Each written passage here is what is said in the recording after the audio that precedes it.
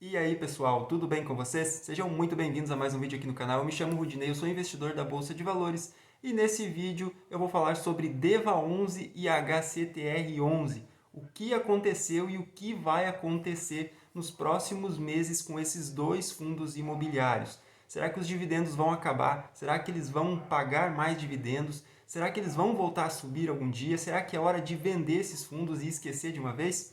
Nesse vídeo eu vou te falar tudo sobre eles, tá? Eu vou te explicar o porquê aconteceu e o que vai acontecer nos próximos meses. Se você, assim como eu, comprou algum desses fundos ou os dois fundos aí e está no prejuízo, fica aqui nesse vídeo até o final que eu vou te dar todas as respostas, o que você deve e o que você não deve fazer.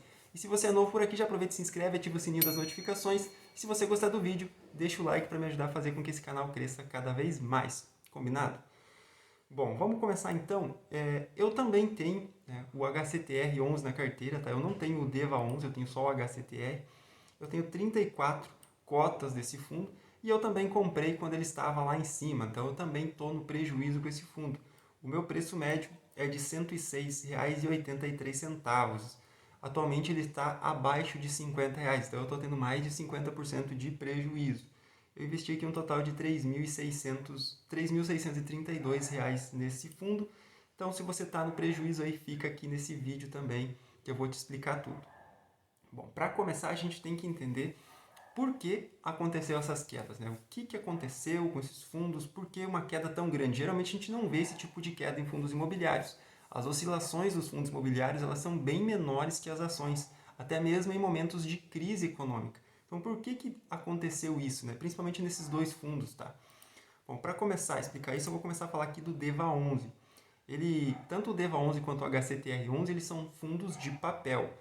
Eles investem em títulos de dívida do setor imobiliário. Eles são fundos classificados como high yield. São fundos que são mais arriscados. High yield quer dizer um risco maior, um fundo que investe em segmentos mais arriscados. Com isso, eles têm que entregar um retorno maior para os seus cotistas. Caso contrário, não vale a pena você investir em um fundo mais arriscado se não tiver um retorno. E isso não está acontecendo agora, ele está com um dividendo muito baixo. Tá? Na verdade, está pagando menos da metade do que eles pagavam aí alguns meses atrás. Por que isso aconteceu? Bom, para começar aqui, eu vou começar falando do DEVA11, depois eu falo do HCTR11 e depois eu explico o que vai acontecer nos próximos meses. Tá?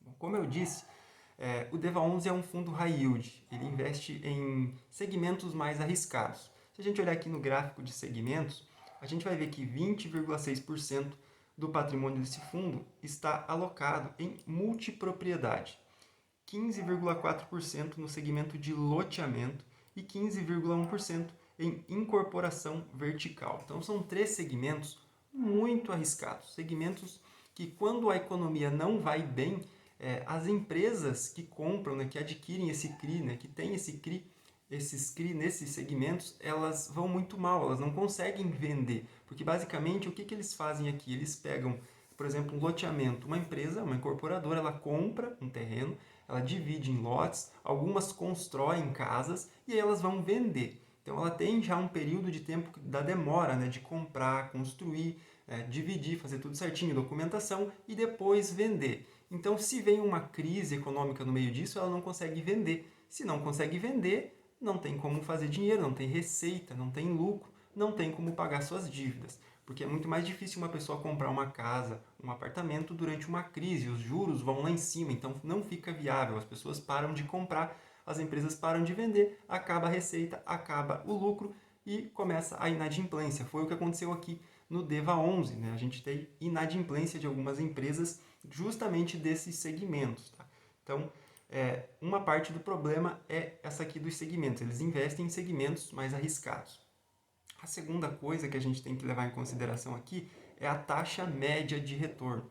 Bom, esse fundo aqui, o DEVA11, ele tem uma taxa média de inflação mais 10,6% ao ano. Então, se a gente pegar uma inflação, por exemplo, aqui de 5% mais esses 10,6%, a gente teria uma taxa de juros para essa empresa pagar para o fundo de 15,6% ao ano. É um juro altíssimo, um juro acima da Selic. Então, é muito difícil uma empresa conseguir pagar isso, principalmente quando ela não vai bem nas suas operações. E por que isso acontece? Por que uma empresa aceita pagar uma taxa tão alta assim para uma dívida?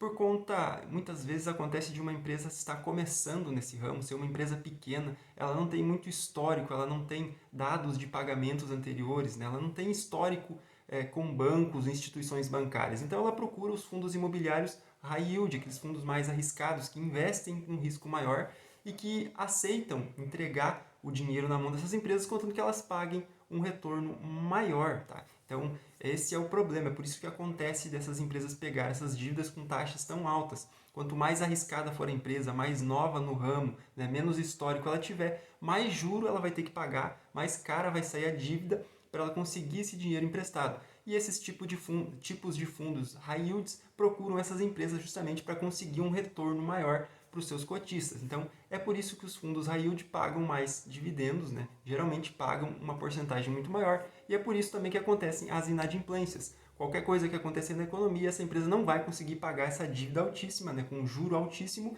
e vai acabar inadimplente, e os cotistas vão acabar sem receber dividendo, as cotações vão cair. Como a gente pode ver aqui, né? Depois de tudo isso, com essa inadimplência e com esses dividendos diminuindo tanto, se a gente pegar aqui o gráfico nos últimos 12 meses do DEVA11, a gente vê que a cotação saiu aqui de R$ 86,00 em março de 2023, caiu aqui 48, quase 49% em abril de 2023 e atualmente ela tem uma queda de 41%, ele está sendo negociado a R$ 50,89. Então, de R$ 86,00 para R$ 50,00, uma queda aí de mais de 40%. Então, é isso que acontece quando tem inadimplência em um fundo, e é por isso que acontecem as inadimplências, por conta do juro alto, economia ruim, as empresas não conseguem pagar, não conseguem honrar com as suas dívidas. No caso do HCTR, foi praticamente a mesma coisa. Ele também é um fundo de papel, um fundo high yield que investe nesses segmentos mais arriscados. É só a gente olhar aqui no relatório gerencial. 44% do fundo está alocado no segmento de multipropriedade, 24% no setor hoteleiro, que também é um setor que sofreu muito por conta da crise econômica. Quando existe uma crise, os juros estão altos, né, tudo fica mais caro. As pessoas não viajam, as pessoas não se hospedam em hotéis. Então acontece que os hotéis têm a sua receita muito diminuída, né? Cai muito a receita dos hotéis e eles não conseguem honrar também com suas dívidas. E também 13% aqui no segmento de loteamento. Somando esses três setores aqui, dá 80% do fundo. Então é muito capital alocado em segmentos arriscados. Tá? Eles fazem isso justamente para conseguir uma taxa de juros maior, para conseguir entregar mais resultado para os seus cotistas. Mas quando a economia vai mal, essas operações não vão bem e o fundo acaba tendo prejuízo. É só a gente olhar aqui nos indexadores, a gente vai ver a mesma coisa do DEVA11.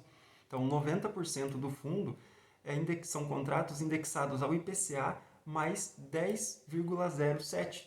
Então, é muito difícil uma empresa conseguir pagar uma dívida com um juro desse, principalmente quando a economia não vai bem.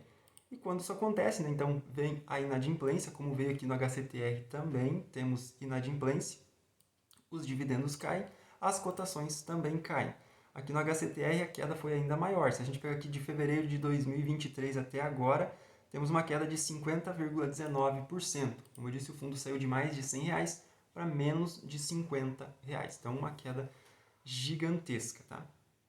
Bom, o que a gente pode fazer então? Resumindo aqui, tá? Eu até anotei aqui alguns pontos para falar com vocês. O que a gente pode fazer, o que a gente deve fazer? Primeira coisa, quando se investe em fundos imobiliários, a gente tem que pensar em longo prazo. Fundos imobiliários são renda variável. E o único dinheiro que você pode investir em renda variável nos fundos imobiliários e nas ações é aquele dinheiro que você não vai precisar dele no curto prazo. Então, pensando em renda variável, é sempre médio e longo prazo. Tá? O que é médio e longo prazo? Para mim, é acima de 10 anos. Então, só se coloca na Bolsa de Valores aquele dinheiro que você não vai precisar por pelo menos 10 anos. Tá? Fora disso, renda fixa. Não tem outra escolha. Tá? Próximo ponto.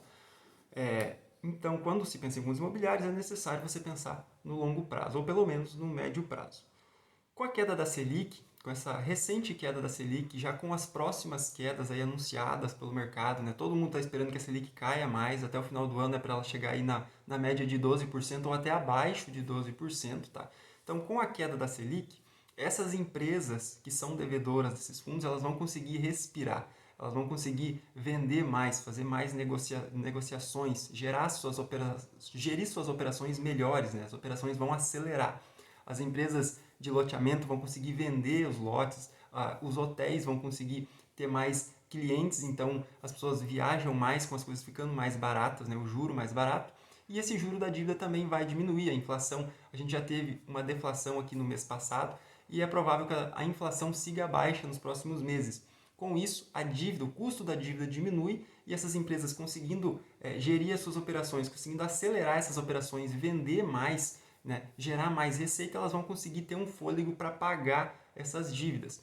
Algumas dessas dívidas elas já foram renegociadas, tá? E até algumas tiveram prazo de carência até o final do ano. Então, ao final do ano vai acabar esse prazo de carência e com a economia se acelerando, né, o juro baixando, essas empresas vão conseguir quitar essa dívida, vão conseguir pagar aí esses atrasados e vão continuar aí quitando o resto das parcelas. É o que se espera, é o que provavelmente vai acontecer. Então, o que você deve fazer caso você tenha algum desses fundos ou você tenha os dois talvez na sua carteira e não sabe o que fazer? Eu sugiro que você não venda, tá? Eu sugiro que você fique com eles na sua carteira, não tenha esse prejuízo. Porque você pode pensar, já estou no prejuízo, vou vender e pronto. E não é assim que acontece na Bolsa de Valores, tá? Por mais que você esteja com prejuízo, você ainda não efetivou esse prejuízo. Por quê? Porque você não vendeu. Se você vender, você vai efetuar esse prejuízo e você vai ficar com ele. Se você não vender e esses fundos voltarem, você pode recuperar esse prejuízo que você teve. Então, como são fundos imobiliários, né, como são ativos mais seguros, apesar de eles serem high yield, essa dívida elas têm garantias reais, tá? Então o fundo pode executar essas garantias e acabar recebendo de uma forma ou de outra. Você provavelmente não vai perder o seu dinheiro se você não vender. Eu sugiro que você não venda, que você espere pelo menos até o final do ano para saber aí o que vai acontecer, se de fato os juros vão cair mais, se os dividendos vão voltar a subir, tá? Se as empresas vão conseguir pagar essas dívidas. Eu sugiro que você não venda e que você vá acompanhando o relatório gerencial. Ali o gestor fala tudo o que está acontecendo no fundo, ele bota muito bem explicado, tá? Então eu sugiro que você não venda e que você acompanhe aí os próximos meses para ver o que vai acontecer. Provavelmente esses fundos vão voltar aí aos preços anteriores, vão voltar a pagar bons dividendos, mas vai demorar um tempo, tá? Pode demorar alguns meses ou talvez até alguns anos. Mas se você não vender, provavelmente você não vai ter prejuízo, até porque essas dívidas têm as garantias reais, então o fundo pode executar e receber esse dinheiro de uma forma ou de outra. Esse que é o lado bom aí quando se tem garantias reais. Então, se você gostou desse vídeo, deixa o like aqui para mim, se inscreve aqui no canal, deixa aqui nos comentários se você investe neles, se você está tendo prejuízo aí com eles também. E muito obrigado por você ter assistido e até a próxima.